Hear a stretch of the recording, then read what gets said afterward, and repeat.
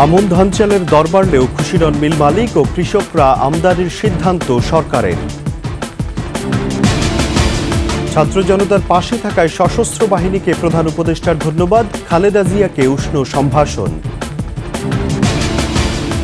আগে গণহত্যার বিচার, তারপর আওয়ামী লীগকে নির্বাচনে আমন্ত্রণ, টাইম ম্যাগাজিনকে ডক্টর ইউনূস।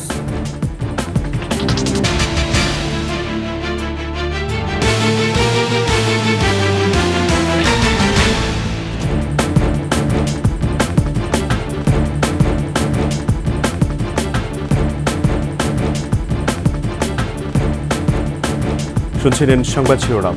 আমন্ত্রণ সকালের ২১ সংবাদে, সাথে আছি রাজিউর রহমান।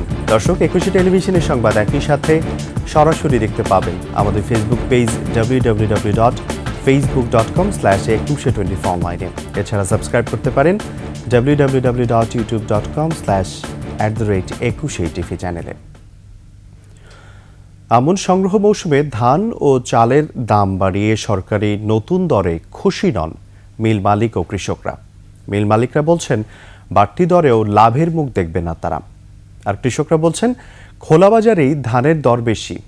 গুদামে ধান নিয়ে গেলে নানা ঝক্কি ঝামেলা পোহাতে হয় তাদের। কুষ্টিয়া প্রতিনিধি জহুরুল ইসলামের তথ্যচিত্রে ডেস্ক রিপোর্ট। কুষ্টিয়ায় মাঠে মাঠে চলছে ধান কাটা, মারাইয়ে ব্যস্ত কিষানি। তবে সরকার নির্ধারিত দাম নিয়ে সন্তুষ্ট নন তারা। বলছেন খোলা বাজারে এখন প্রতিমণ ধান বিক্রি হচ্ছে ১৩০০ টাকা থেকে ১৩৮০ টাকায়। সেখানে সরকার নির্ধারণ করে দিয়েছে ১৩২০ টাকা। এবছরে ওষুধে কীটনাশকের ওষুধের দাম বেশি, তো খরচ বেশি হয়েছে, কিন্তু ধানও একটু ভালো হয়েছে। ১৩২০ টাকা করে এখন ধান ধরো চলছে। এখন ধরো কৃষক চাচ্ছে ১৪০০ করে। সরকার যে রেট দিয়েছে সেই রেটে আমাদের বেচলে আমাদের লস। গত মৌসুমের চেয়ে চালের দাম কেজিতে ২ টাকা বাড়িয়েছে সরকার। এই দর নিয়ে চালকল মালিকদের মধ্যে আছে মিশ্র প্রতিক্রিয়া। ৩৩ টাকা যে ধান, সেই ধানের চাল যদি রেশিও করা হয় তাহলে চালের পড়তা পড়বে ৫০ টাকা। আমাদের এখন এখানে রেট দিয়েছে হলো ৪৭ টাকা। এখানে ৩ টাকা তো কেজিতে এমনি দেখা যায় যে আমাদের লস হবে। মিল মালিকরা পর্যাপ্ত পরিমাণ চাউল তারা উৎপাদন করে, কিন্তু গোদামে এসে তারা চাউল সরবরাহ করতে পারে না। এই জন্য আমি জেলা খাদ্য নিয়ন্ত্রক, জেলা প্রশাসক এবং আমাদের আঞ্চলিক খাদ্য নিয়ন্ত্রককে আমি দৃষ্টি আকর্ষণ করব। তবে সরকার নির্ধারিত দরে এবার যথাসময়ে ধান চাল সংগ্রহ শেষ হবে বলে আশাবাদী জেলা খাদ্য কর্মকর্তা। যদি আমরা মোটামুটি সব ধরনের প্রক্রিয়া আমরা সম্পন্ন করেছি, প্রস্তুতি নিয়েছি, আমরা আশাবাদী যে আমরা সংগ্রহ সম্পন্ন করতে পারবো। চলতি বছর জেলায় ১৯,১০০ টন সিদ্ধ চাল, ৬,৭০০ টন ধান ও ১,৬০০ টন আতপ চাল সংগ্রহের লক্ষ্যমাত্রা নির্ধারণ করা হয়েছে। ১৭ নভেম্বর থেকে শুরু হওয়া এ কার্যক্রম চলবে ২৮ ফেব্রুয়ারি পর্যন্ত। সমর ইসলাম, ডেস্ক রিপোর্ট, ২১ টেলিভিশন। এদিকে ভারতের SAEL এগ্রি কমোডিটিস থেকে ৫০,০০০ টন সেদ্ধ চাল আমদানির সিদ্ধান্ত নিয়েছে সরকার। উন্মুক্ত দরপত্রের মাধ্যমে এ চাল কিনতে ব্যয় হবে প্রায় ২৮৩ কোটি টাকা। সচিবালয়ে অর্থ উপদেষ্টা ডক্টর সালেউদ্দিন আহমেদের সভাপতিত্বে ক্রয় সংক্রান্ত উপদেষ্টা পরিষদ কমিটির বৈঠকে এ অনুমোদন দেয়া হয়। সম্প্রতি অর্থনৈতিক বিষয়ক সংক্রান্ত উপদেষ্টা পরিষদ কমিটি ২০২৪-২৫ অর্থ বছরে রাষ্ট্রীয় জরুরি প্রয়োজনে ও জনস্বার্থে আন্তর্জাতিক উৎস থেকে ৫ লাখ টন চাল আমদানির নীতিগত অনুমোদন দেয়। এরই আওতায় ৫০,০০০ টন সেদ্ধ চাল আমদানির জন্য আন্তর্জাতিক উন্মুক্ত দরপত্র আহ্বান করা হয়েছে। প্রতি কেজি চালের দাম পড়েছে ৫৬ টাকা ৫৯ পয়সা।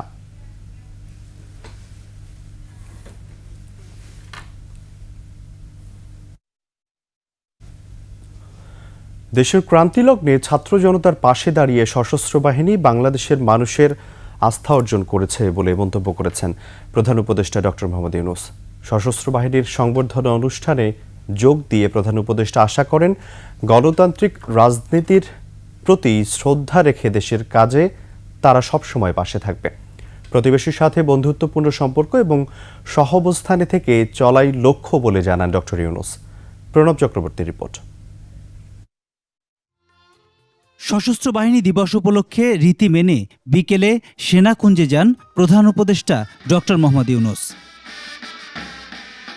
উপস্থিত ছিলেন সামরিক বেসামরিক কর্মকর্তা ও তাদের পরিবার। এবং তাদের পরিবার বৃন্দ। ভাষণে প্রধান উপদেষ্টা দেশ পুনর্গঠনে ছাত্রদের অবদানকে কৃতজ্ঞ চিত্তে স্মরণ করেন। 2024 স্মরণীয় আন্দোলনে ছাত্র জনতার পাশে থাকায় ধন্যবাদ জানান সশস্ত্র বাহিনীকে। সাম্প্রতিক বৈষম্য বিরোধী ছাত্র আন্দোলনে এবং পরবর্তী সময়ে দেশের ক্রান্তিলগ্নে সশস্ত্র বাহিনী বরাবরের ন্যায় মানুষের পাশে এসে দাঁড়িয়েছে। দেশের ছাত্র জনতা এবং সাধারণের পক্ষে দাঁড়িয়ে সশস্ত্র বাহিনী আবারও দেশের মানুষের কাছে আস্থার প্রতীক হিসেবে স্বীকৃতি লাভ করেছে। গণতন্ত্র রক্ষায় সশস্ত্র বাহিনীর প্রতি আস্থা রাখার প্রত্যয় জানান ডক্টর ইউনূস। আমাদের প্রত্যাশা গণতান্ত্রিক ও নিয়মতান্ত্রিক নেতৃত্বের প্রতি অনুগত ও শ্রদ্ধাশীল থেকে পেশাগত দক্ষতা ও দেশপ্রেমের সমন্বয়ে সশস্ত্র বাহিনী দেশ সেবায় সবসময় তৎপর থাকবে।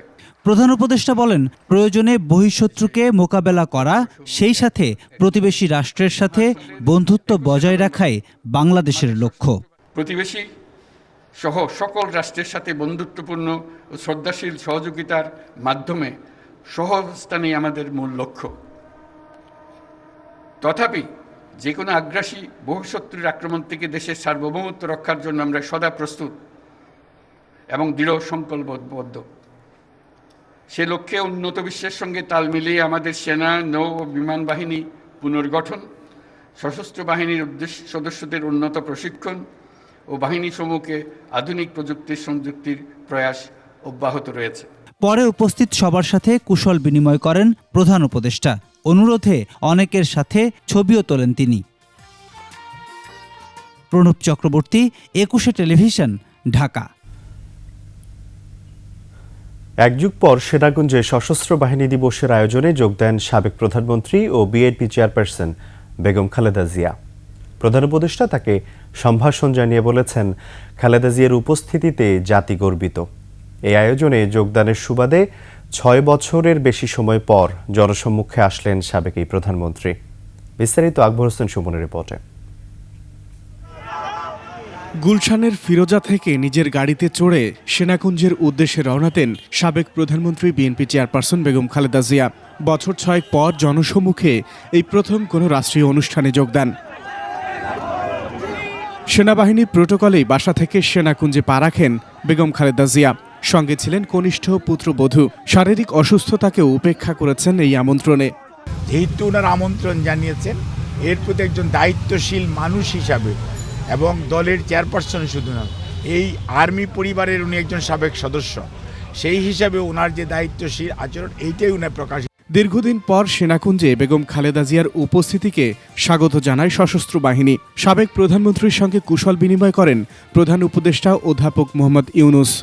আজ আমরা বিশেষভাবে সৌভাগ্যবান এবং সম্মানিত যে বাংলাদেশের 3 বারের নির্বাচিত প্রধানমন্ত্রী, বীর মুক্তিযোদ্ধা শহীদ রাষ্ট্রপতি জিয়াউর রহমানের স্ত্রী বেগম খালেদা জিয়া আজ এখানে আমাদের মধ্যে উপস্থিত আছেন।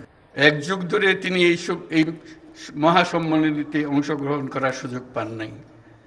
আজকে সুযোগ পেয়েছেন। আমরা সবাই আনন্দিত এবং গর্বিত যে আমরা এই সুযোগ দিতে পেরেছি আপনাকে। সর্বশেষ 2012 সালে নির্দলীয় সরকার ব্যবস্থা নিয়ে মুখোমুখি অবস্থানের মধ্যেও সশস্ত্র বাহিনী দিবসের অনুষ্ঠানে গিয়েছিলেন আওয়ামী লীগ ও বিএনপির 2 শীর্ষ নেত্রী। 2010 সালের 13ই নভেম্বর খালেদা জিয়াকে 40 বছরের স্মৃতি বিজড়িত ঢাকা সেনানিবাসের শহীদ মইনুল রোডের বাড়ি থেকে এক কাপড়ে টেনে হিঁচড়ে বের করে দেওয়া হয়েছিল। ওনারা ধাক্কা দিয়ে আমাকে গাড়িতে উঠিয়েছেন, অথচ তারা মিথ্য কথা বলছে যে আমি নিজে বাড়ি ছেড়ে বেরিয়ে এসেছি। এটা সম্পূর্ণ মিথ্য কথা, বানোয়াট। আকবর হোসেন সুমন, 21 টেলিভিশন, ঢাকা।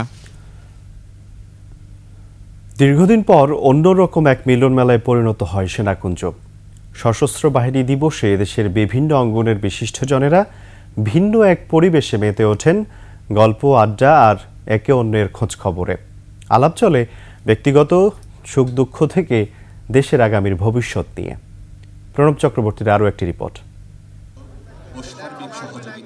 বিভিন্ন মত আর পথের মানুষকে এক সুতোয় গাঁথার সুযোগ করে দেয় সশস্ত্র বাহিনী দিবস। দীর্ঘদিন পর সেনাকুঞ্জে সবাই যেন মুক্ত হাওয়ায় মেতে ওঠেন অন্যরকম এক মিলন মেলায়। স্বৈর শাসনের দীর্ঘ ১.৫ দশক ধরে নানাভাবে যারা হয়েছেন নিগৃহীত, বঞ্চিত, গণমাধ্যম ব্যক্তিত্ব থেকে শুরু করে সেই সব শিক্ষাবিদ, রাজনীতিবিদ সহ বিভিন্ন শ্রেণী পেশার মানুষ ডুবে যান প্রাণবন্ত আড্ডায়। রাজনৈতিক পট পরিবর্তনের এই অনবদ্য সুযোগে দেশের গণতান্ত্রিক ব্যবস্থার পুনর্জাগরণের প্রত্যাশা সবার। যাতে আমরা সুষ্ঠু নিরপেক্ষ নির্বাচন পাই, যার মাধ্যমে আমাদের গণতান্ত্রিক ব্যবস্থাটা কার্যকর হয়, এটাই প্রত্যাশা। এটা পুরো জাতির প্রত্যাশা, আমাদেরও প্রত্যাশা। ভিন্ন মত আর পথের মানুষকে যারা দাবিয়ে রাখতে চায় তাদের পুনরুত্থান যেন আর না ঘটে, সেই অঙ্গীকারের কথা উচ্চারণ করলেন বিশিষ্টজনেরা। Doctor Yunus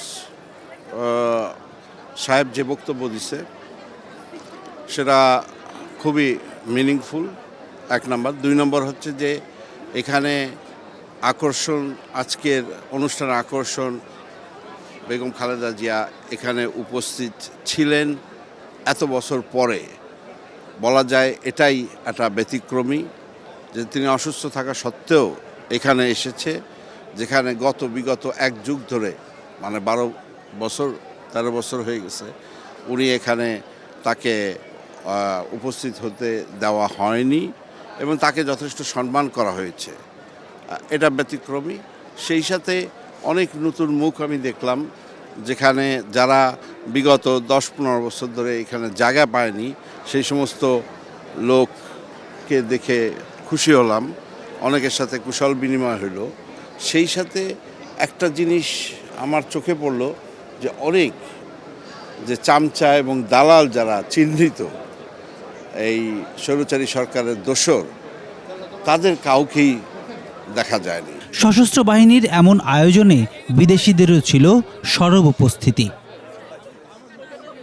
Pranab Chakraborty, 21 television, Dhaka.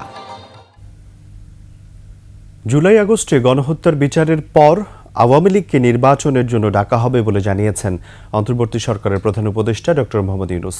Time ম্যাগাজিনকে দেয়া সাক্ষাৎকারে ডক্টর ইউনূস বলেন, স্বৈরাচারকে কোনো ছাড় দেয়া হবে না। এছাড়া শেখ হাসিনার ভারতে অবস্থান ও দেশের বিরুদ্ধে মন্তব্যের সমালোচনা করে প্রধান উপদেষ্টা আরও বলেন, হাসিনাকে দাঁড় করানো হবে বিচারের কাঠগড়ায়। আফসানা নীলার ডেস্ক রিপোর্ট। সম্প্রতি টাইম ম্যাগাজিনকে দেয়া এক সাক্ষাৎকারে অন্তর্বর্তী সরকারের প্রধান উপদেষ্টা ডক্টর মোহাম্মদ ইউনূস জানান, জুলাই আগস্টে গণহত্যায় জড়িতদের বিচারের পরই আওয়ামী লীগকে নির্বাচনে স্বাগত জানানো হবে।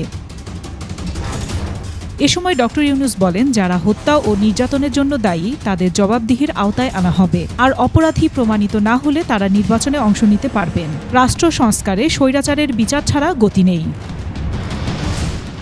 সাক্ষাৎকারে তিনি জানান, হাসিনা শুধু ভারতে আশ্রয় নিয়েছেন তা নয়, সবচেয়ে খারাপ বিষয় হলো তিনি যে কথা বলছেন তা বাংলাদেশের জন্য অনেক সমস্যার কারণ হয়ে দাঁড়াচ্ছে।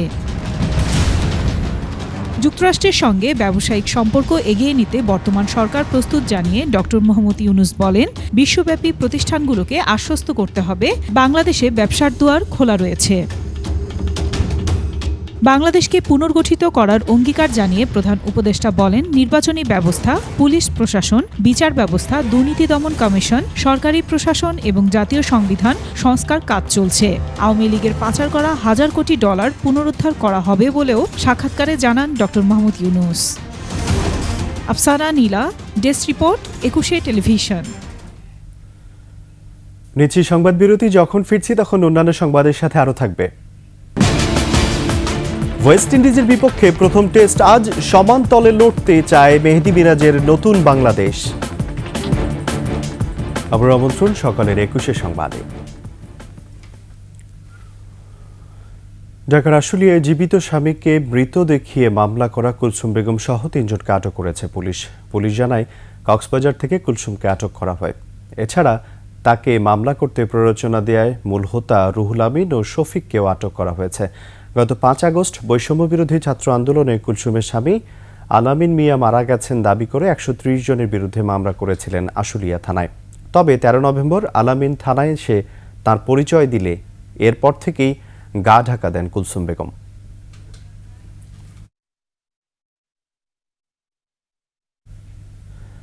এবার খেলার সংবাদ।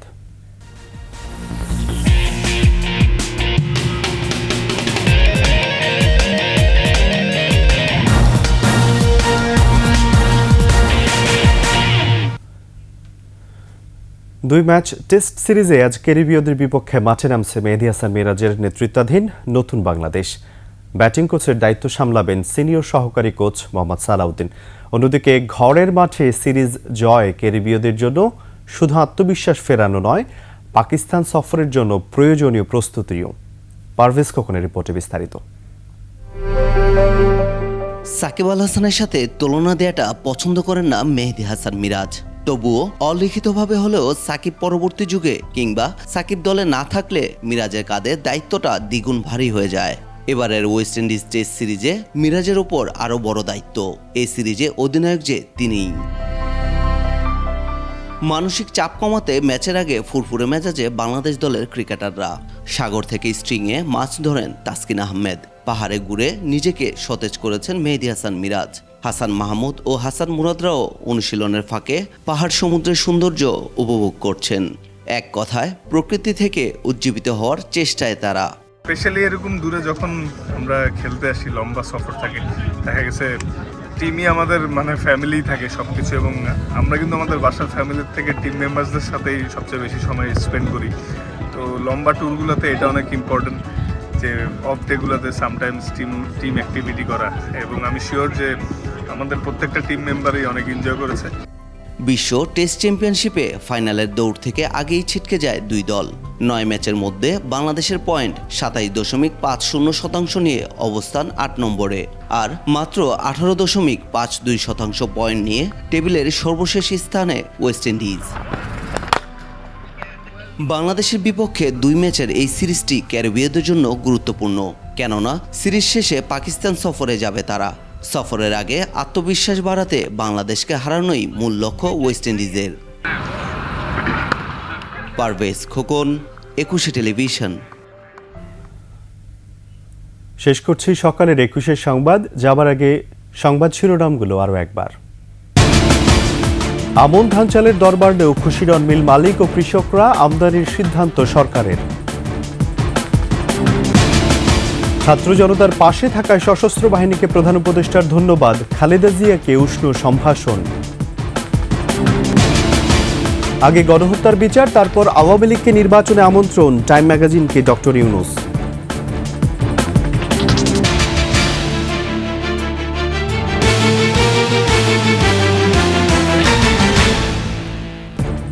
সর্বশেষ সংবাদ জানতে ডায়াল করুন 2021 নম্বরে, আর ভিজিট করুন 21tv.com এই ওয়েবসাইটে। এছাড়া ফেসবুকে ভিজিট করতে পারেন www.facebook.com/2124 এছাড়া সাবস্ক্রাইব করতে পারেন www.youtube.com/@21tv চ্যানেলে। এতক্ষণ সঙ্গে থাকার জন্য ধন্যবাদ। পরবর্তী সংবাদ সকাল 9টায় দেখার আমন্ত্রণ রইল। 21-এর সাথেই থাকুন।